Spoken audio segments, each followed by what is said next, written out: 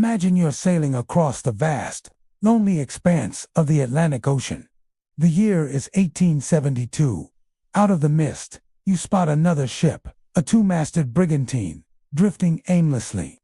It's moving, but strangely, erratically, as if no one is at the helm. This is exactly what the crew of the Dei Gratia saw on December 4th. The ship they found was the Mary Celeste, and what they discovered would become one of the greatest maritime mysteries of all time. As the Dei Gratia's crew pulled alongside and boarded the drifting vessel, an unnatural silence greeted them. There was no one there. Not a single soul. The ship was completely deserted, but this wasn't a shipwreck. Far from it. The Mary Celeste was perfectly seaworthy. Her sails were set, though some were torn, likely by the rough weather. The ship's pumps were in working order, and while there was some water in the hold, it was nothing a crew couldn't handle. The ship wasn't sinking. It was sailing on its own, a ghost on the waves. The mystery deepened as they explored further. Down in the galley, they found a 6-month supply of food and water, untouched. In the crew's quarters, their personal belongings were still there. Clothes, tobacco, even their pipes. Now, any sailor will tell you, a man doesn't leave his pipe behind unless something is terribly, terribly wrong.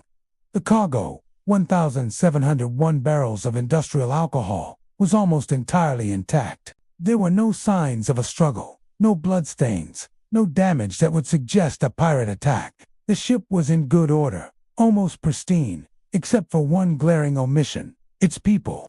10 people had been aboard the Mary Celeste when it set sail from New York. There was the captain, Benjamin Briggs, a man known for his skill, fairness, and deep religious faith. He was not the kind of man to make a reckless decision. With him was his wife, Sarah, and their 2-year-old daughter, Sophia. The thought of a small child on this now empty vessel is chilling. Rounding out the manifest were 7 experienced and hand-picked crew members. All 10 of them had vanished without a trace. No bodies were ever found. No survivors ever washed ashore. It was as if they had been plucked from the deck by an unseen hand. So, where did they go? The investigators and the crew of the Dei Gratia started looking for clues, for anything that might explain the bizarre situation, and they found a few. The ship's single lifeboat was missing. This was a significant clue. It suggested the crew had abandoned the ship intentionally. Also gone were the captain's navigational tools, his sextant, and chronometer. This meant they didn't leave in a blind panic. They intended to navigate somewhere. Perhaps the most haunting clue was a frayed rope, its broken end trailing in the churning water behind the ship. It looked as though something, perhaps the lifeboat, had been tied to the ship and towed behind it, only for the line to snap. Over the years, theories have swirled around the fate of the Mary Celeste's crew, ranging from the logical to the outlandish. Let's dismiss the wild ones first. Sea monsters, alien abduction. While they make for great stories, there's no evidence. Piracy was also quickly ruled out. The valuable cargo of alcohol was still there, as were the crew's personal effects. Pirates would have taken everything. Mutiny seemed equally unlikely. Captain Briggs was well respected, and there were no signs of violence. This brings us to the most widely accepted and plausible theory: the alcohol fumes. Remember that cargo? 1,701 barrels of industrial alcohol. When the cargo was inspected, 9 of these barrels were found to be empty. These particular barrels were made of red oak, which is more porous than the white oak used for the others. It's possible that some alcohol leaked out and vaporized, filling the hold with highly flammable fumes. Captain Briggs, a cautious man with his family on board, might have feared an imminent explosion. The hatches were found open, which could have been an attempt to ventilate the hold. Here's how the scenario might have played out. Fearing the ship could blow up at any moment, Briggs orders everyone to temporarily abandon ship. They quickly gather the navigational instruments, lower the lifeboat, and pile in. But, not wanting to lose his valuable ship, he doesn't sail away.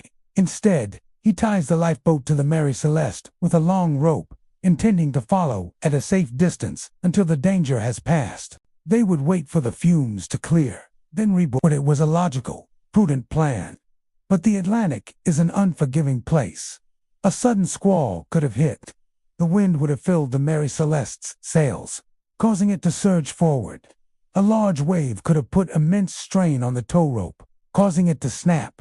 Imagine the horror of those 10 people in that tiny, open boat. They watch as their ship, their only hope of survival, sails away from them, getting smaller and smaller until it disappears over the horizon.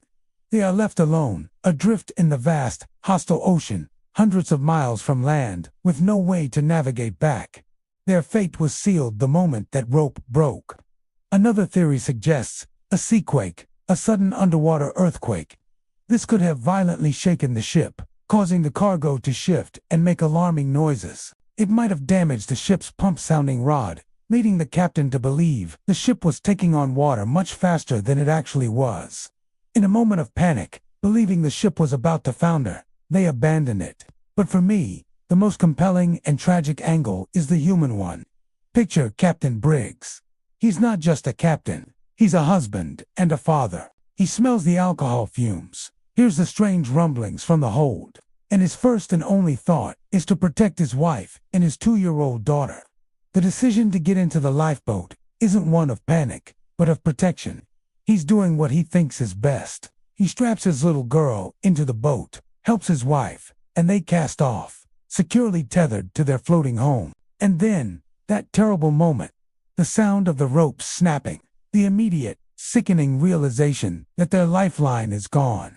The big, beautiful ship that was their world just moments before is now sailing away, a silent, empty vessel carrying all their hopes with it, leaving them to their fate. That is the true horror of the Mary Celeste. It's a story of a plan gone wrong, a story of human vulnerability against the power of the sea. The ship itself sailed on for another 10 days, a ghost ship carrying a terrible secret, until it was found by the Dei Gratia. It was later sailed to Gibraltar, repaired, and put back into service, but it was forever haunted by its reputation. It passed through 17 different owners before being deliberately wrecked off the coast of Haiti in 1885 in an insurance fraud scheme. But the wreck could not erase the mystery. The story of the Mary Celeste endures because it speaks to our deepest fears, the fear of the unknown, of disappearing without a trace, and of the terrifying power of the ocean. It's a perfect, unsolved mystery, and the final moments of those 10 souls, lost in the immensity of the Atlantic, will forever be a subject of speculation and sorrow.